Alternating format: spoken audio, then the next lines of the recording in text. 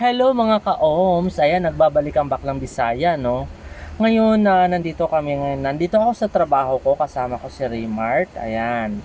So ituturo ko sa inyo kung paano kami paano kami magtatrabaho at saka paano kami naging tapat sa aming amo. Ayan. May ganun na amo talaga. Char!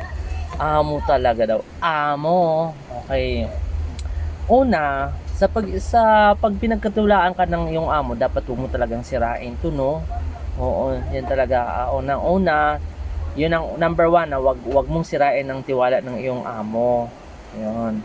At pangalawa naman, gampanan mo yung trabaho mo na kung saan, katulad na lang dito sa sari-sari store, kung ano yung malapit nang maubos, yun, isusulat mo yun, ganun, sulat mo sa papel, ito na.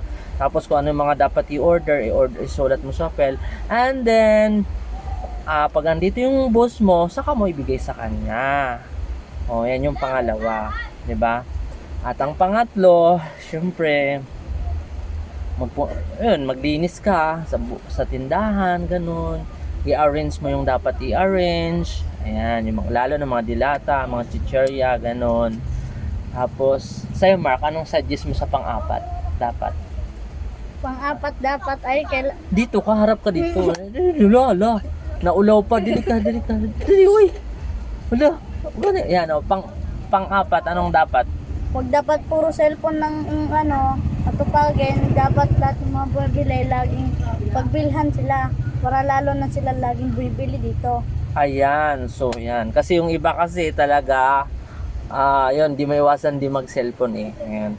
So kami naman, nagsi-cellphone naman kami dito. Pag katulad ngayon, walang customer, nagsi-cellphone kami. Pero pag may customer, talagang tumatayo kami. At saka, yun, syempre, assist mo na ang customer. Yan yung yung pang-lima natin. Oo. Ito na ang bahala. So yung pang-lima, dapat laging may stock sa ref, no? Lalo na yung mga frozen foods, mga soft drinks, dapat na-alert kayo sa stock sa ref. Yun yung pang-lima eh. Oo, yun. Tapos, siyempre, ang pang-anim naman, lalo na pagdating sa pera, kung ikaw pinagkatulaan, maging honest ka. Hindi mo dapat kupitan, yun. Kasi malulugi yun, yung amo mo. Kasi nagpapasahod pa sa'yo, tapos kukupitan mo pa, yung pinapakain ka pa ng libre, di ba? Ganun. Eh, kasino lang naman yung kita sa sari-sari store. Ayan. Ay. Ayan na. So, wait lang ha kasi may bumibili. Ayan. Tube ice. 5 tube ice. 5. Ano pa be? Yun lang po. Wait lang muna. Ayan. So, 5 na tube ice. So, kahit ngayon tag-ulan, mayroon pa rin bumibiling tube ice, no? Kasi depende naman yan sa tao. Yung iba kasing tao, ayaw ng malamig. Yung iba naman, gusto ng katamtaman lang na tubig. Yung iba, gusto naman yung hot water.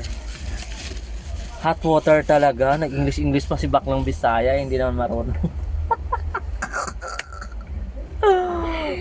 Ayan. So, yun.